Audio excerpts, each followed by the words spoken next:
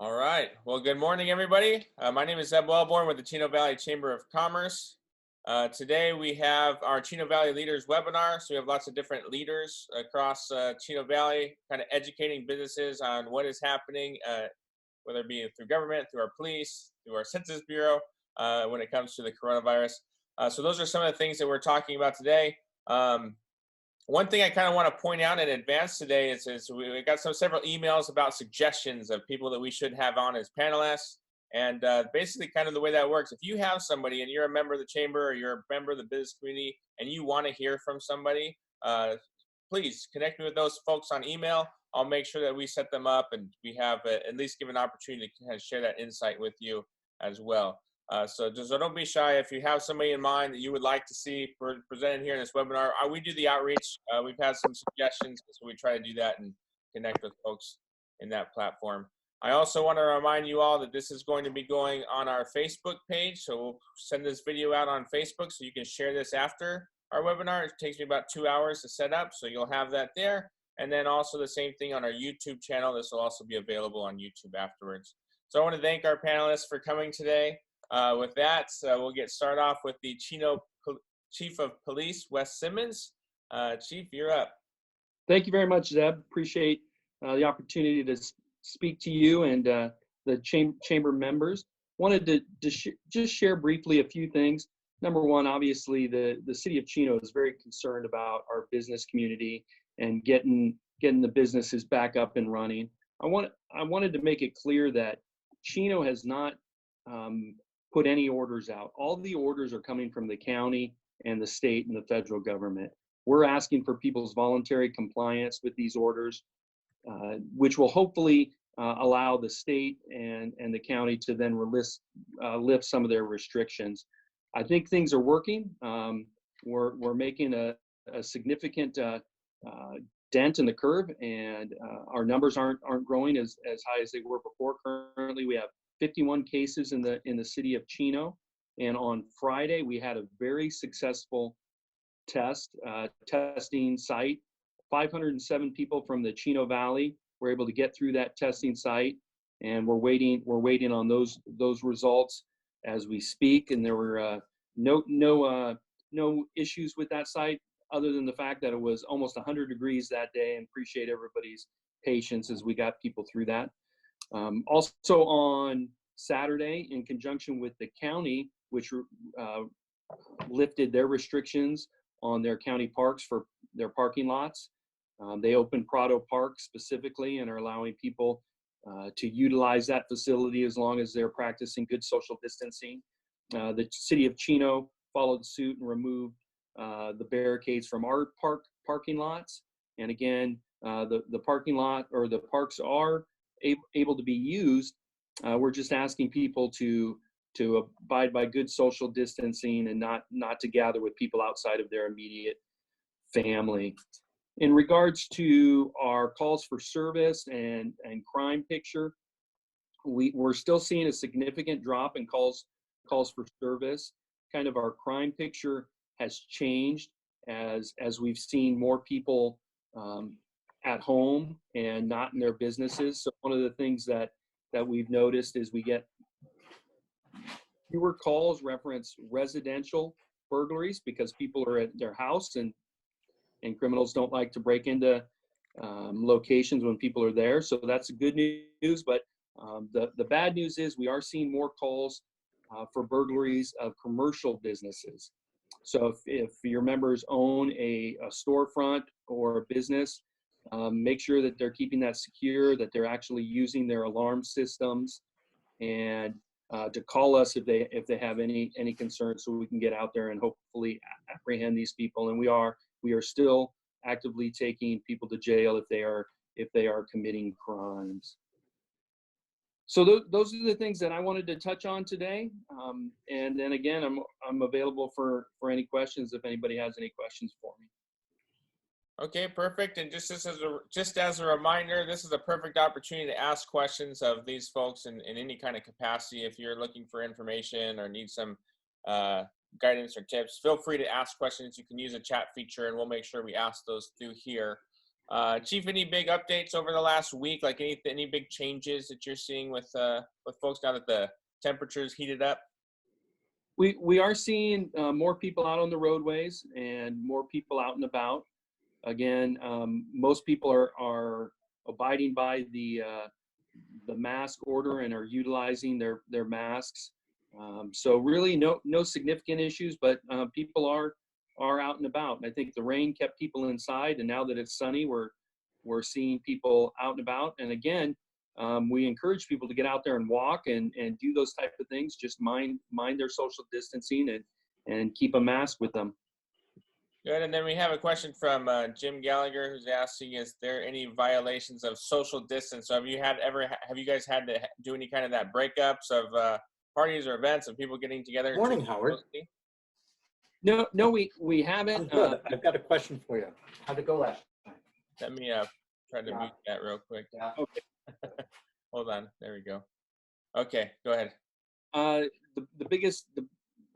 Probably the biggest issue we had was that we received a call of an organized soccer game at Ayala Park. By the time we got down there, the game had dispersed. So we haven't had to take any enforcement action. And again, we're just pleading with people to comply with this voluntarily, and so we don't have to take any enforcement action. Okay, perfect. Chief, thank you so much for giving those updates. We really appreciate it. Next up on our panelists is U.S. Congresswoman Norma Torres' representative, Guerra. Sol, you're up. Hey, Zeb. Thank you so much for having me today. And again, thank you for putting these on. Just to go straight through, last week, Congress all flew back to DC to pass that most recent bill of $484 billion. And while the bulk of that funding did go to Title I for Health and Human Services, the remaining chunk did go into Title II small businesses. So it was $2.1 billion to administer SBA programs funding within the bill, plus another $50 billion in loans for subsidies to fund approximately $350 billion from the SBA with the economic injury disaster loans. With that, $10 billion for the economic injury disaster loan grants, which can be used to help advance the $10,000 for folks. And what we've been doing to the businesses that have reached out to our office directly is early on, before the vote had even occurred, we've been encouraging businesses to have all their documents ready. Be sure that they had their status available with their lenders if they did apply the first time around, and if they were denied, to ensure that they were ready to apply as soon as the president signed that bill, because it is a smaller pot of funds, and so we wanted to make sure those from the Inland Empire were ready for the first day that applications opened. So we are continuing to monitor how the second wave of funds will go. I know that there were some hiccups with the banks and the lenders, and so we certainly hope that within leadership that many of the bad actors have learned their lesson. But again, we learned a lot of the issues through you, the constituents directly. So please do keep us in the loop. I'll be providing my contact information. So if I can ever be of assistance to you and advocate for your business, I'm more than happy to do so on behalf of the Congresswoman. Additionally, I know that with the dairy farms in Chino, they will also be entitled to many of these Title II funds. So if you are acquainted with any of these farmers and they are seeking assistance, send them over to our office. We're happy to connect them. I know that the Congresswoman will be meeting with them later today to hear directly from with their concerns and issues.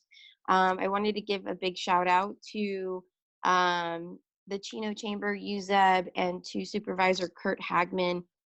We will be putting together an SBA town hall this Thursday on April 30th at 3 p.m. If you can register, I believe both the supervisor, or the chairman, I should say, and our office have already shared how to register for the event through our social media platforms.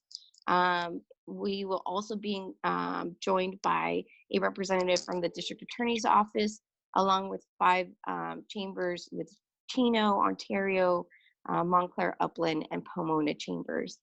A few other things that must continue on as Congress moves forward. We have our annual art competition. For any of the Chino High School students, you can submit your art competition through the Congresswoman's website directly from home. This would entitle you to not only get a free trip to Washington, D.C. as soon as measures are lifted. Also, your art would be hung at the DC Rotunda in the tunnel, as all members must pass in order to take those heavy votes. So it does act as an inspiration for the members to vote with their community.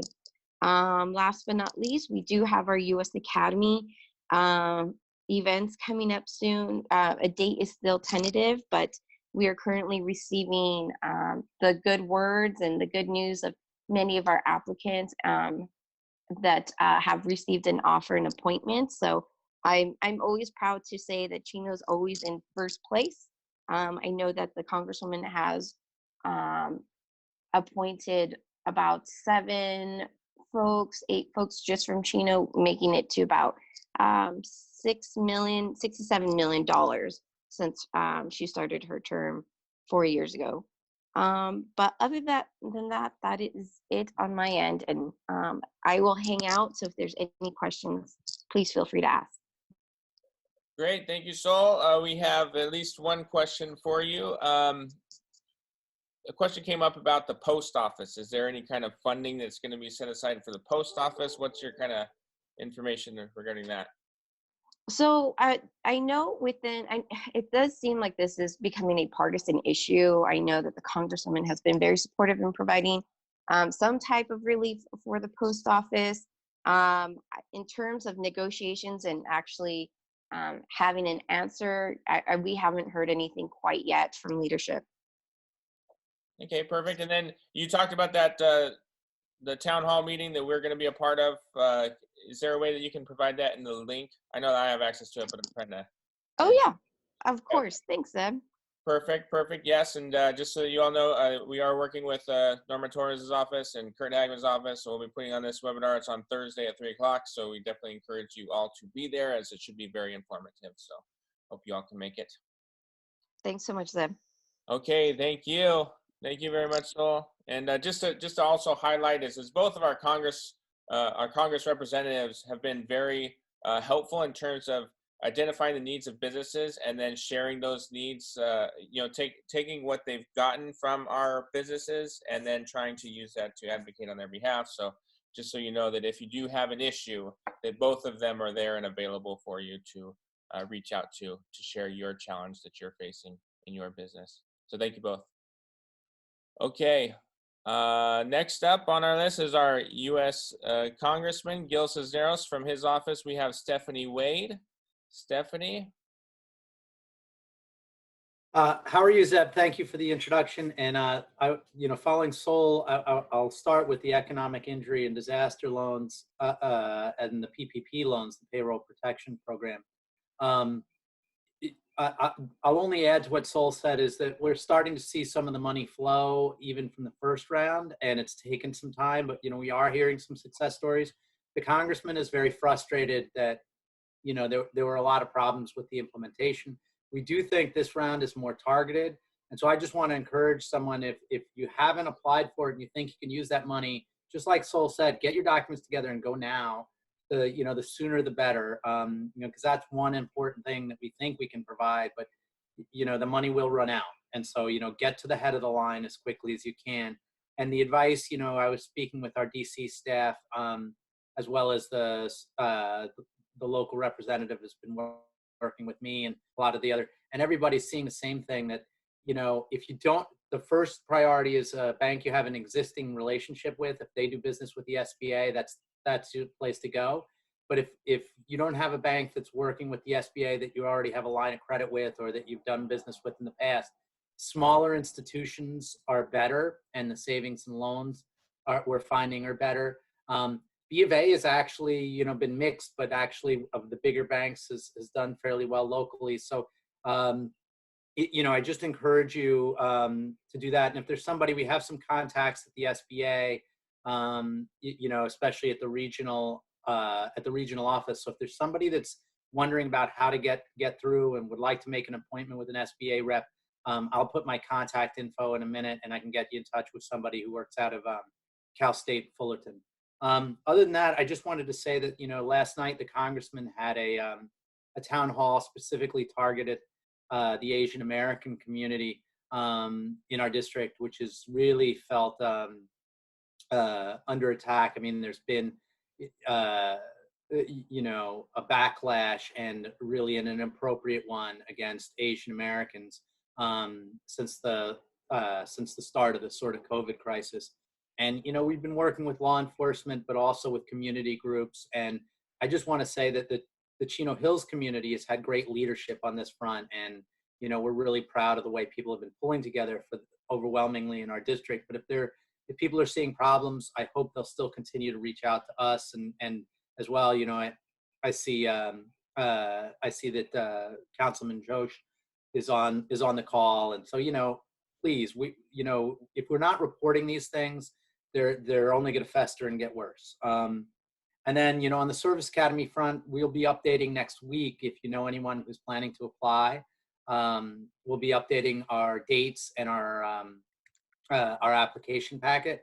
But anybody who's planning to apply, please go online and look at last year's packet, because I'm the person who does it, and it's not going to change that much. That's all I had, Zeb. Oh, I did want to say, if there's anybody who's I'm going to be looking in the chat, and I would like both success stories or people who are having trouble with SBA or any other issue, please reach out. But that is all I have said. Okay. Here's a question for you. Are the rules still in place for loans that the money is to be applied mostly to payroll for loan forgiveness? Otherwise, it is to be paid back? Yes, and by the way, there still needs to be some clarification. There are a lot of things about implementation that need to go into effect, but that's a bit of a funny question, because it depends on which loan you're applying for. The economic injury disaster loans are really just very low interest, attractive loans for businesses that are affected by the crisis. The payroll protection program is for small businesses that want to keep their employees on. And those loans are forgivable, and we expect them to be forgiven. I will say that there is, you know, some concern that we haven't been clear about what the exact strictures are, but we know the full spirit and intent of the payroll protection program loans are that basically those loans aren't intended to be paid back as long as you're showing that they went to support payroll. And then what is so the first round of funding got exhausted fairly quickly. Do you have is there any kind of estimates or timeline as to how long this second round is going to go? I don't have it. Perhaps Sol, I see is still texting in if she has that. But I did speak to our DC rep today, actually this morning, right before the call, and he didn't have any estimate on that. I know the congressman's back in town, and they've been kind of busy because he has both House Armed Services and Veterans Affairs committee meetings this week. But I think we'll have that answer by next week. So let me come back at it. But let me also ask if Sol has any information on, you know, how fast we think those funds are going to be exhausted. Hey, thank you so much. So I haven't heard anything from DC's end, but from what our reps are saying with SBA is they anticipate no more than 2 weeks, just because of the demand. Yeah, and then we also know that there was a couple of folks that are in our membership that were that hadn't received those funds, so they applied for the PPP or they applied for the EIDL and they hadn't received those funds yet. You know, the issue with small businesses versus the larger businesses that were being helped out. Is there any kind of insight for those small businesses that haven't received their PPP funds yet, even if they applied the first go round? Yeah, I think they should get in touch with, if they're in Chino Hills, they should get get in touch with me, and if they're in Chino, they should get in touch with Sol and our contact. I haven't put mine up yet, but I'll do it as soon as I'm done. And I think that's what you need to be doing. And then we're going to put you in contact with our SBA reps. Okay, great. So if any of you that are in attendance that haven't received yours yet, we have two of our Congress representatives that are here to help. So please, Sol, put her contact info in the chat box. Sol, don't forget to put the update for the webinar on there as well, or the town hall. And then, and I know that Stephanie is going to be putting in her contact information in just a second. So Stephanie, thank you so much for giving those updates. I really appreciate it. You and your office, and Representative Cisneros and Representative Torres, thank you guys so much. Okay, next up on our list, hold on one second here. So next up we have our Chino Hills Vice Mayor, Brian Johsz. Brian, good morning. Good morning. How are you guys doing? Doing great. Fantastic. I'll just give you a quick little brief update on how things are going in Chino Hills. Our cases of COVID-19 still remain low. Not as low as we'd like, but they're still low. Medical calls for service through 911 is down. Crime rate is down. Air quality's up. We just on Saturday reopened our city's hiking trails and have really put a big emphasis on social distancing and messaging to our residents, because we want to ensure that it stays open, and we can only do that if people actually comply. But in terms of our business community, we truly understand just how small businesses are hurting right now, and we're proud to work with our leaders in DC. Congressman Cisneros has been fantastic.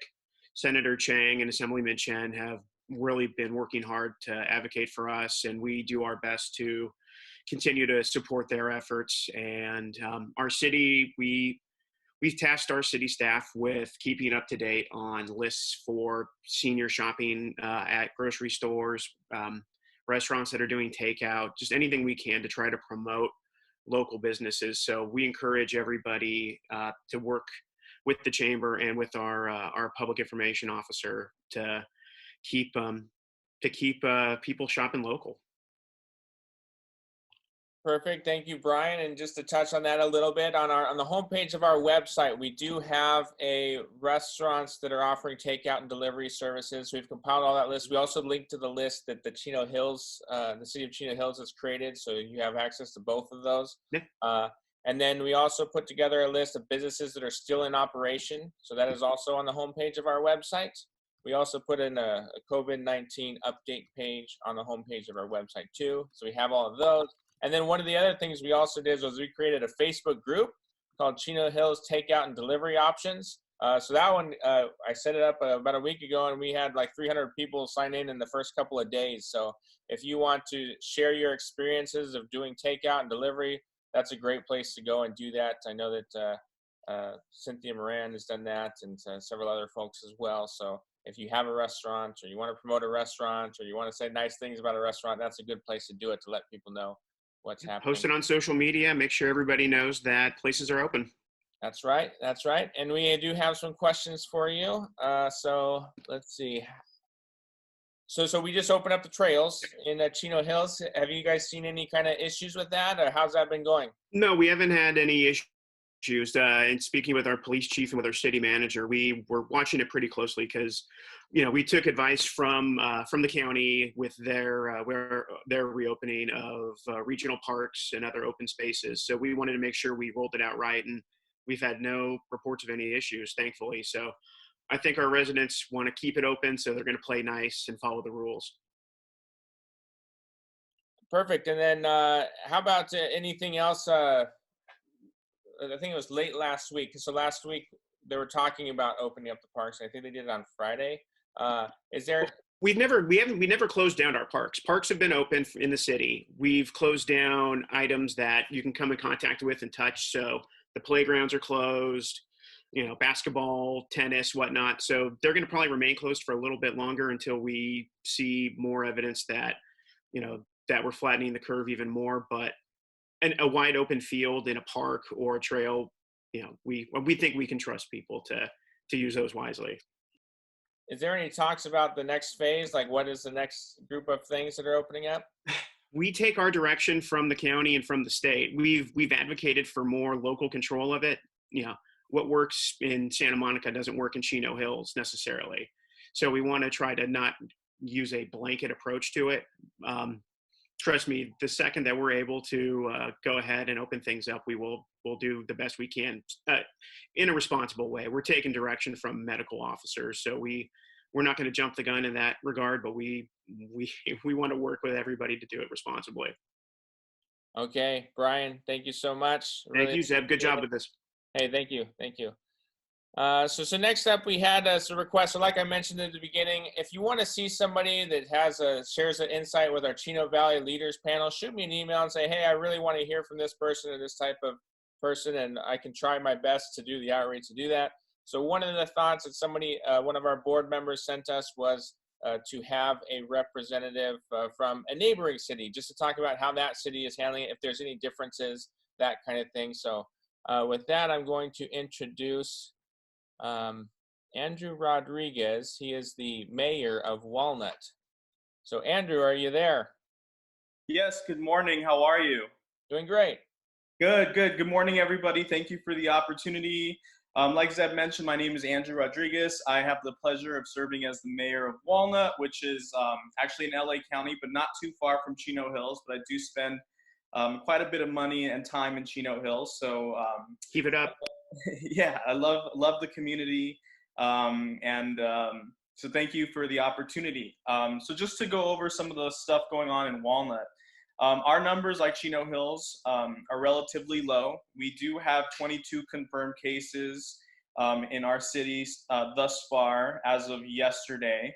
We unfortunately did have the first death in LA County about a month and a half ago, and so that was unfortunate. And we've had about 3 deaths, I believe. And I did know one of the individuals who passed away from COVID-19, so that was sad. But overall, we're doing our best to ensure the public safety and health of our residents, and we are trying to remain open for business to the best extent possible. We do have several essential employees working from City Hall, but most of our staff members are working from home. Our community development department is seeking grants through CDBG to assist small business owners in our city. And on our city's home webpage, we have a resource banner for our small business owners, and we've tried to reach out to as many of them as possible so that they are aware of those resources. Resources on our website include SBA information, coronavirus emergency relief loan information, U.S. Chamber of Commerce links, etc., and so forth. About 2 weeks ago, I hosted a Zoom meeting for local business owners to share information about disaster relief loans, and I co-hosted that with our state treasurer, Fiona Ma. She's been fantastic and has directed me to a lot of resources for constituents during this time.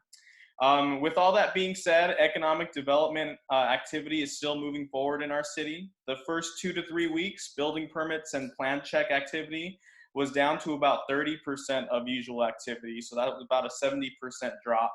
However, in the last week, we are starting to see a trend going upwards, and now we are slightly above 50% of normal activity. So there is some progress there, and we're happy to see that. And we also have gotten several community development applications submitted. Sign regulations, including banner, A-frame signs, etc., have been relaxed to allow food businesses the chance to let the public know that they are still operating and providing takeout delivery. No sign permits or approvals are required, and food establishments are encouraged to get the word out that they are open. And this program may continue once the shutdown ends. We've also compiled a list of food establishments with phone numbers and email addresses for those who are continuing to operate, and that list was shared on our social media platforms as a reference for residents to use to order food. And like Chino Hills, the city of Walnut does have many trails and open space areas. The trails along our arterials and main thoroughfares remain open. A lot of these trails actually act as sidewalks in some parts of our city. But the wilderness trails that are operated by Los Angeles County are closed, so we remind residents that to please avoid those trails during this time. And like the Vice Mayor said earlier, we have not seen any issues with people on those trails as well. So that's just a little bit of context, some context about what's going on in our city, but it is very interesting to hear what's going on in Chino Hills and San Bernardino counties, San Bernardino County and the greater San Gabriel Valley, West San Bernardino County region. So definitely interested and keen to see what everybody else is doing so we can take ideas back to our community. But with that, I'm happy to answer any questions that you may have. And again, thank you to Chino Chamber for the invite. Really appreciate it. You're welcome. So we do have a question for you, and it has to do with social distancing. Has there been any issues in your city about people not observing social distancing, and how are they handling that? No, we haven't, not that I'm aware of.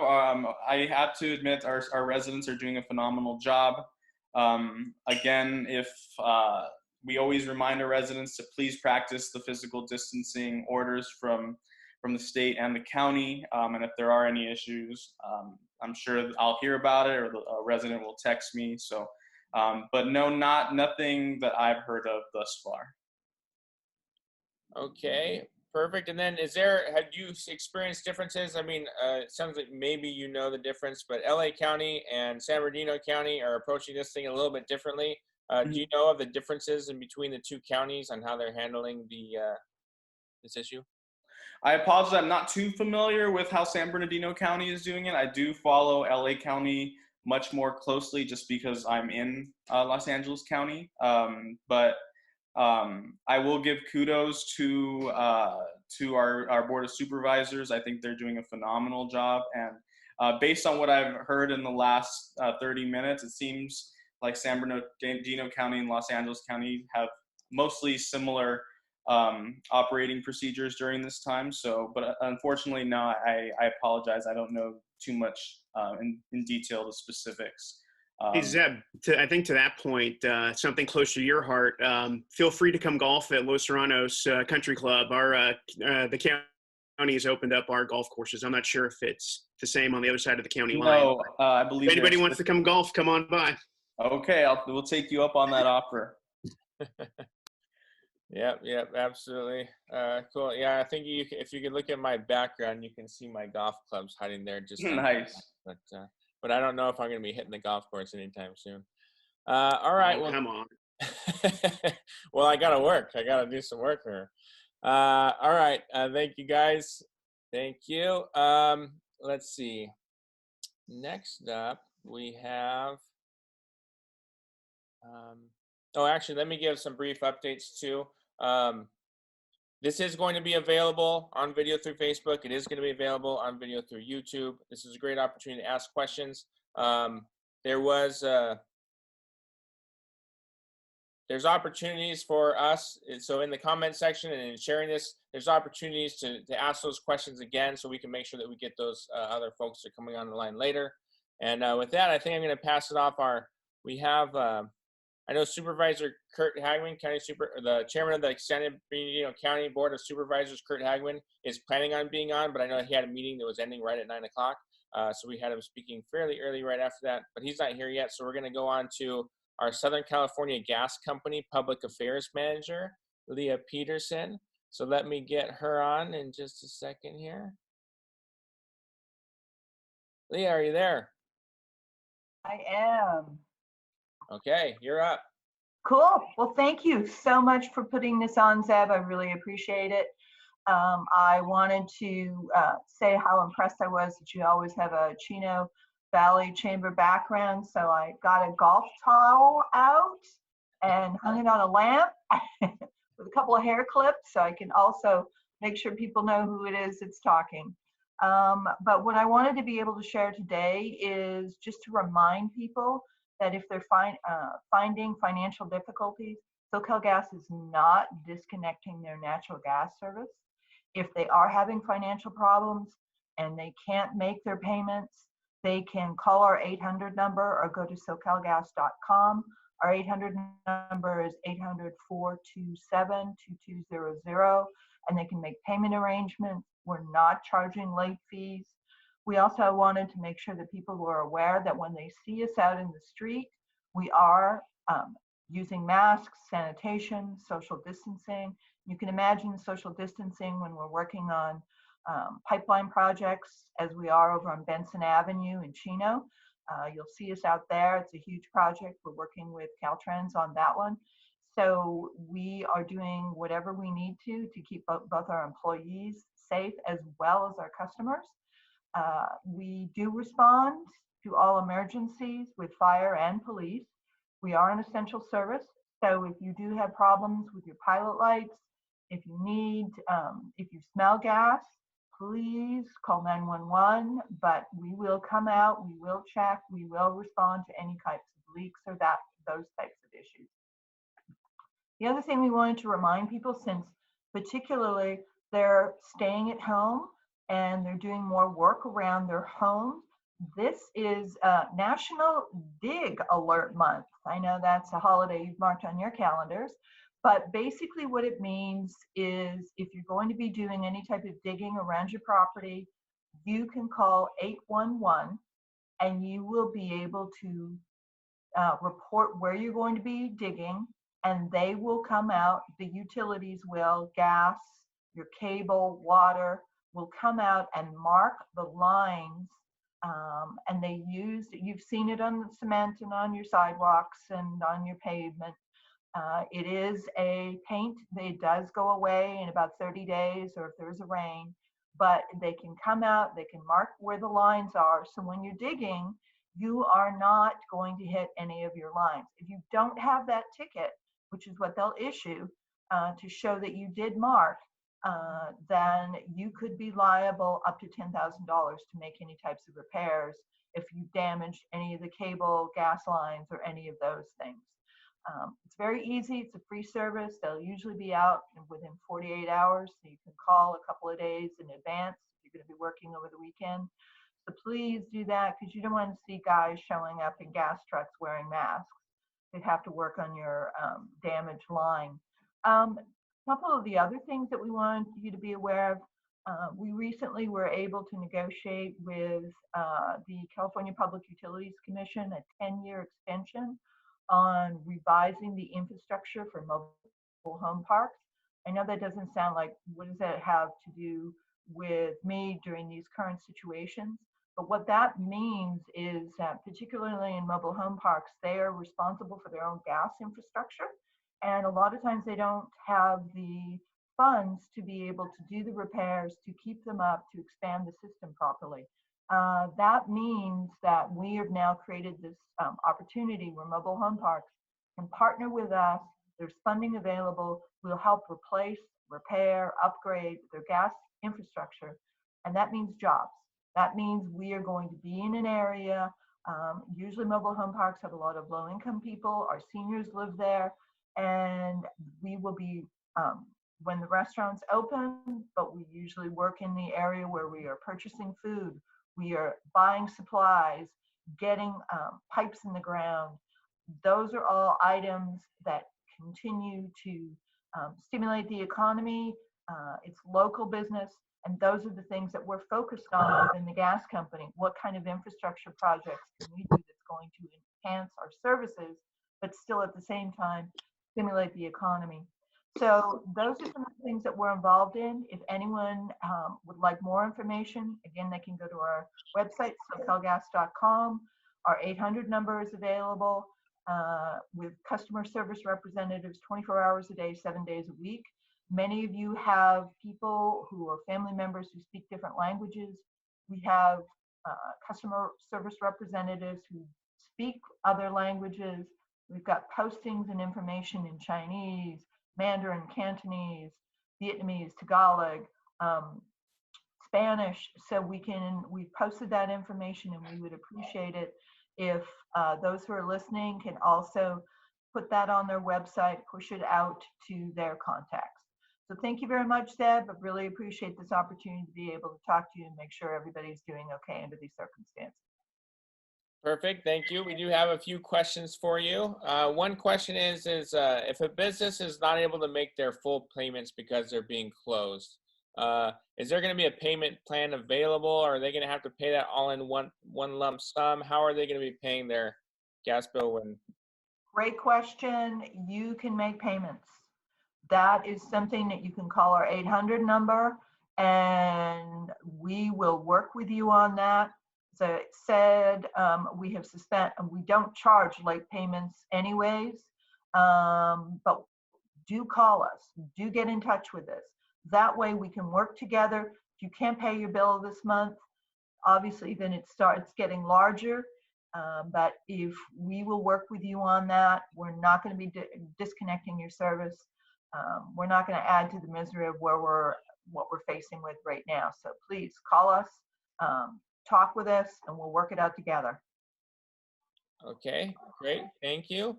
And then has the gas company, have you come across any kind of emergencies that have happened that's kind of unique because people are being forced to stay at home?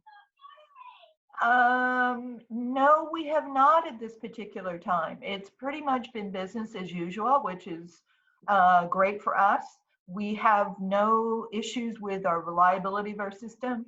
As you know, we service not only business and residents, but we have over 22 million customers. So we stretch from Central California all the way down to the Mexican border, and we have not had any out of the norm typical things that have gone on where people have decided they're working at their home, they replace their hot water heater, they have difficulty with that.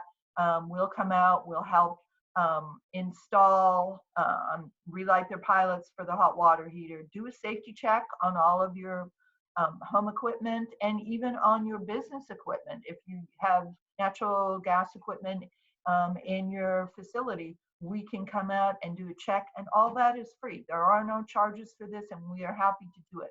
That is our company motto. We've been around for 150 years, and the motto is glad to be of service. Awesome, thank you, Leah. We had a comment from somebody asking to leave your contact information in the chat box, so if you wouldn't mind doing that, that'd be great. Absolutely. And then I saw him here. Okay, so next on our panelist list is we have the Chairman of the San Bernardino County Board of Supervisors, Curt Hagman. Curt, welcome. How are you? Doing great. Hey, I'm going to keep it quick. I don't want to, but I want to be able to answer your questions here real quick. This week's theme is a lot more testing. testing. We have daily testing at Arrowhead right now. We have daily testing at the SAC Health Systems for IHP members. And we're counties doing testing, mobile testing every day of the week. So we'll do more testing this week than we have the previous 6 weeks combined, which is good news. We're finally getting materials and supplies in. With that, we're building a contact tracing team. And these are all the steps that we need to do, which is the biggest question for everybody, is when we get to be open. And so we're doing our part on the county level. Right now, we have opened up our parks in our open space area to the residents last Saturday morning, which was great for us to do. And we're doing it very responsibly. I'm very, very happy to see more and more people wearing the mask outdoors. It's getting to where it used to be about 50%. Now I see about 90-95% of people wearing the mask, which is great. Keeping their physical distancing, that sort of thing that allows us to do more to a certain extent. This is where I have to stop. Whatever order, whether it's federal, state, county, or municipality order is more restrictive, is what's the order stands in place. Right now, the county has opened everything we possibly could open up. Now the state order kicks in. So basically, I can't open up anything else in San Bernardino County until the governor allows us to do so or reverses his order. We are working with the state on that. And there's two possible scenarios. One is the governor comes out and he says, this is what I'm allowed to open in the state of California, and this is how it's going to open, and these are the rules behind it. That's one scenario. The other scenario is he does what the federal government does to him and says, we're going to start turning this over to local counties. And that's what I'm hopeful that he does, because we cannot have the same rules for the entire state. Central Valley is much different than San Bernardino County, which is much different than San Francisco. And one rule does not fit this whole state. So I hope he gives us the freedom to reopen sectors of our economy on a county by county basis. And to that end, we are meeting, actually we already started, but we have another phone calls and coalition meetings this week with different industry sectors to balance our economic and public health ideas with those sectors to see what's pragmatic things we can do to start opening up business again. And we will have our playbook ready to go. If the governor says, hey, San Bernardino County, we're turning over to you, we'll be ready to go. But if the governor says he's going to make the rules, that playbook may never be used. So but we'll be prepared either way. And so I think tomorrow is our retail call. And a lot of the things we're seeing are what you see already at Target and Home Depot is the physical barriers, the physical distancing marks on the ground. We may add, have hand sanitizers to come in and out. A lot of those very pragmatic measures. And we'll get a list out for you of these initial calls. And what's really been good is some of these associations and have been reaching out and making their own best practices. So when we opened up the golf courses on Saturday, we reviewed what the Golfing Association came up with and said, okay, we agree with that. That's easy to do. Again, we have to be flexible on a local level because not every restaurant looks the same and not every retail establishment looks the same. Not every office building is the same. But we want to be working with our business partners. And these week's phone calls this week is just the initial conversation. It's our ideas bounced off the industry ideas to come up with a formulary. And then the following week, we'll be sending out much more mass notification to a lot of the businesses to get their input on the basic criteria. As we work through those processes, we'll have our playbook ready to go. And we're waiting for the governor to either give us indication to turn it over to the counties or not. And my best guess is that is middle of May at this point. Let's see, I can give you much more information, but I'd rather open up to questions at this point. Okay. For me. Okay, yeah, let's see. So there's been some estimates about COVID-19 cases. Is it larger, smaller? I mean, is there some news indicates that it's been understated or overstated? And this is the hard part. As we expand our testing, obviously our numbers are going to go way up. Okay, if I'm doing 6,000 tests this week, then I should expect it to double because I've done 6,000 tests the last 6 weeks put together. At the same time, we're working to get a good number up there of how many people recovered. So those are the active testing, and really almost an index. The more volume of tests you're going to do, what's the percentage of hits you have? But if I'm only testing people with illness right now, my percentage will be higher than if I start testing people with no symptoms, which the percentage will be much lower. So these numbers can be manipulated any way you want. But overall, for my doctors, for public health, from AMRC, is the county's doing at least stable, if not declining in infection rate, even though our numbers will be going up, which is counterintuitive, just because we're testing a lot more people at this point. But we are looking pretty good. And the measures that the residents are taking, all of you are taking by wearing your mask, staying at home much more, and keeping your physical distancing and washing has really done a big difference. So. Perfect. And then we have some of our business owners would say, hey, how do I let the governor's office know that we want them to change it over to a county by county basis? Is there anything that our business owners can do on that? Well, I think we have some state representatives on this call. You can let them know your opinion as well. And that was my big frustration when I was a representative of the state assembly was we made laws that took effect across the entire state of California, which is much larger than many countries. And one law sometimes does not fit all. And when you have areas where the nearest neighbor to you is 20 miles away versus you got 1,000 people in one building, we're too diverse. As even in the San Bernardino County, my West End is much different than I have in my high desert. We need the flexibility to try to be very pragmatic within certain guidelines, whatever area we can, but to work within those guidelines set by the state, but turn it over to the locals. But yeah, we have our state reps online. Okay, yeah, so reach out to the state representatives or state assembly members or state senators. And Enoch, if you want to know who those folks are, just shoot me an email and I'll make sure you get connected. What are you allowing schools to do specifically, and how soon can sports resume? Do you have any thoughts on that? The schools are governed by their own independent boards and governed by the state order as well. We are communicating with them, but we're not in a position to order them to open or close and that sort of thing. They're going to do that on their own. So we are communicating with them, and I'm sure that our Ted Allen under superintendent of schools is working with the state, on their parameters too. I assume they're going to be closed throughout the summer, but hopefully we'll be in a good position to open you know, in the fall, so August, September area. But I don't expect them to come back between now and then. As far as contact sports, that's another area that will both get guidance, and our public health takes guidance from both CDC and the state public health doctors. And I will say I am very pleased that they're very pragmatic with the board, because we look at things differently than the health perspective. We try to look at the overall picture of, you know, what we could do, and they are working together with us as well. But I'm sure there'll be much more into education. But that's one of our 8 pillars we have is education. We have one for government as well. So we'll also work with our local government partners in the cities and the water districts and the school districts to find out their input on how to really open up public spaces, how to bring our staffs back online quicker and resume the business of governance. Okay, perfect. And then we had a question about cases at Chino Valley Medical. Do you know if there's any, are there coronavirus cases at that location? Do you know that answer? Is that? I don't. I know what's at ARMBC each day. They give me a report every day. I assume that a lot of the hospitals are dealing with cases inside the hospital. I don't know particularly about Chino Valley at all.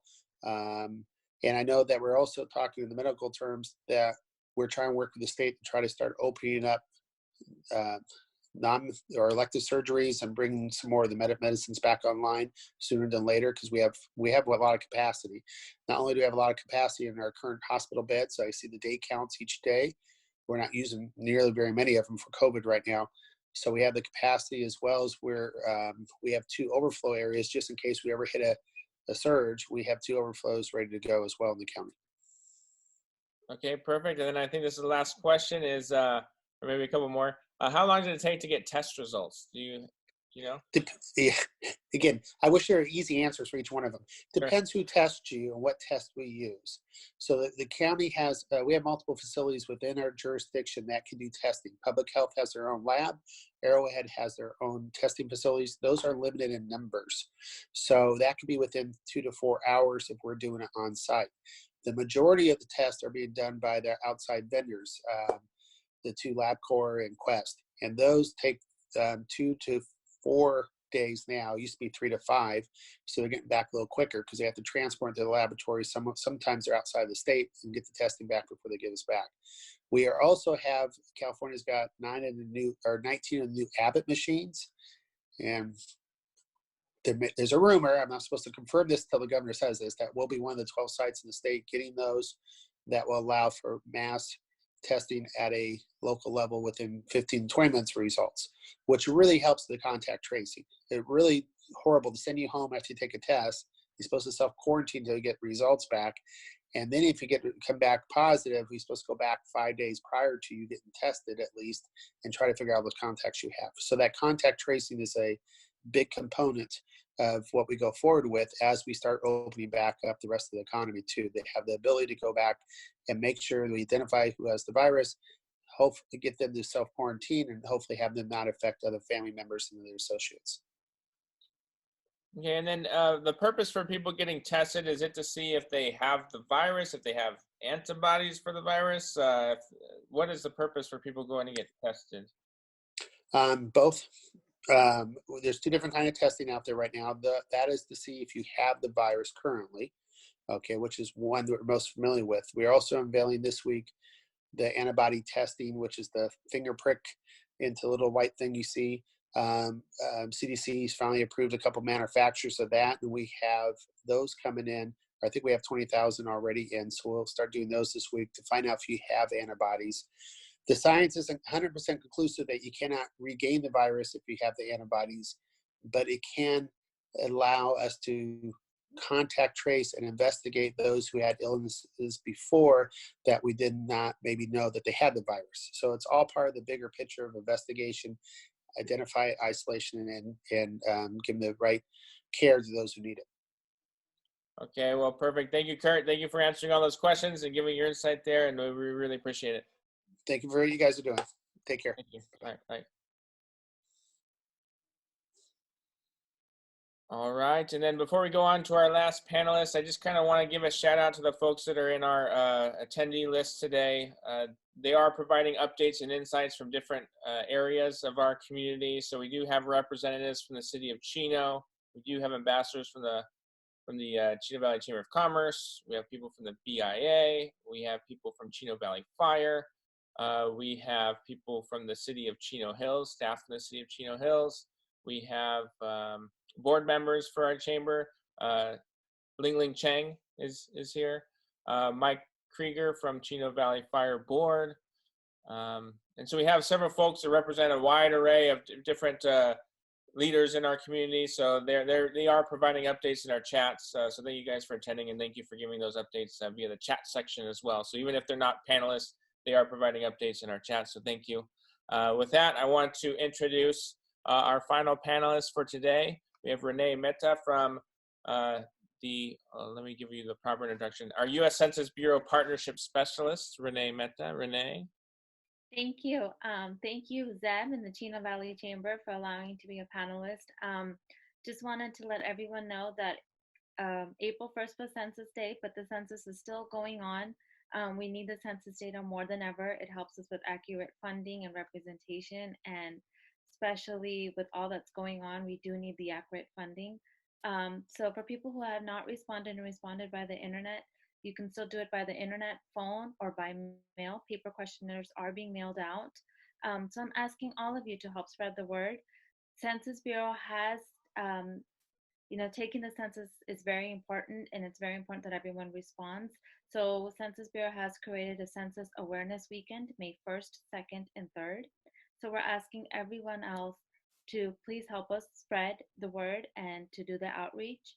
Like everyone else going here through the current COVID situation, the Census Bureau had to change, we had to adapt, we had to pivot, but we're trying to find ways to help engage the people living in the United States, that they make those changes and respond. And our mission remains the same: to count everyone once, only once, and in the right place. So if you want, I can give me an email address. I can email out you a resource guide where we have sample posts, social media, graphics, anything that you would need. We ask everyone to use the hashtag 2020 census in all your messaging, but we really urge everyone, especially in the vulnerable communities, our hard to count communities, to really respond to the census and challenge your friends and communities to do the same. The more the people are engaged, the more the people will respond to the 2020 census. All of you are our trusted voice in our community, and I appreciate our partnership during this critical time. To have your voice added to this pledge will be amazing, and we'll be honored if you can join us.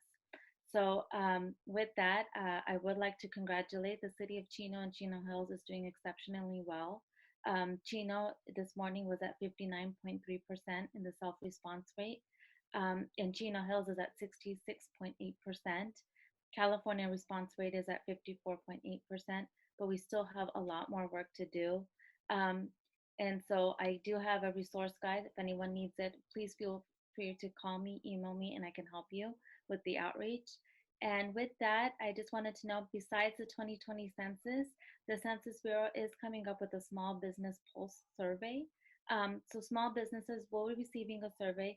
This is different from the 2020 census, but this is to just get more information about how COVID had affected your business.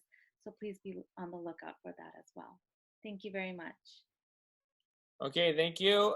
We at least have one question for you. Have you seen, has there been a slowdown because of this? Has it been kind of steady from past experience? What's your thought? Has it been slowed down?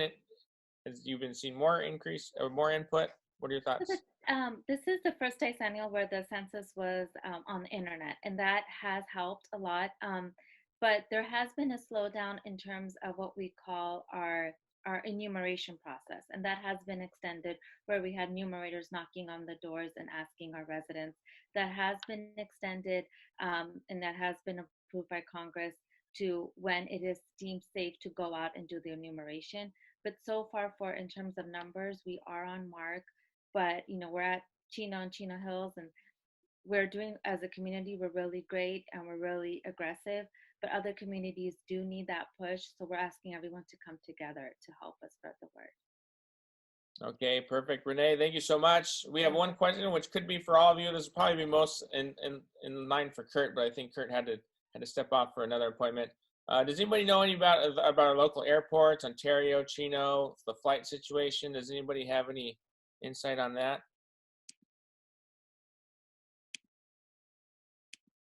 Okay.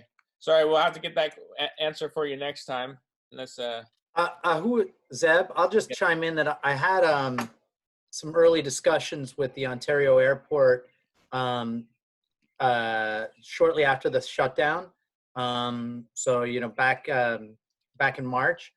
And, you know, I think they were really concerned about making sure they had appropriate procedures for people coming in off some of those early flights that came in from China. And that was mostly what we discussed. But they seem very on top of their procedures. But I can put who was asking, and I can try and put them in contact with somebody at the airport. that person. So we have him listed as J Tom in the chat. So J Tom, if you want to just leave your contact information there, that'll be fantastic. There we go, John. Okay, John Tominas. Yes, of course. Perfect. Well, hey, I want to thank all of our panelists. Thank you for taking the time to update our business community and our community at large about what is happening and how these different changes are affecting our businesses and our community. One thing I do want to point out today, or just recapping, all of this is going to be on video through Facebook, through YouTube. Help me get the word out and share it when you see it. So I'll put it on the Facebook page in a couple of hours. It'll go up on our YouTube page in a couple of hours as well. And then we also send it out to our email list, so you'll have access to it there. So if you think this information is valuable, do me a favor and share it with those of you that with your audience or those people you come in contact with that should be seeing this stuff. I also want to throw a shout out. So we had a suggestion in the chat. We want to hear somebody from the school district talking about that. So that's definitely something we've had somebody come on in the past. We will find somebody again. So I'll try to work that out for next week. If you have people you would like to hear from our panelists, please shoot me an email.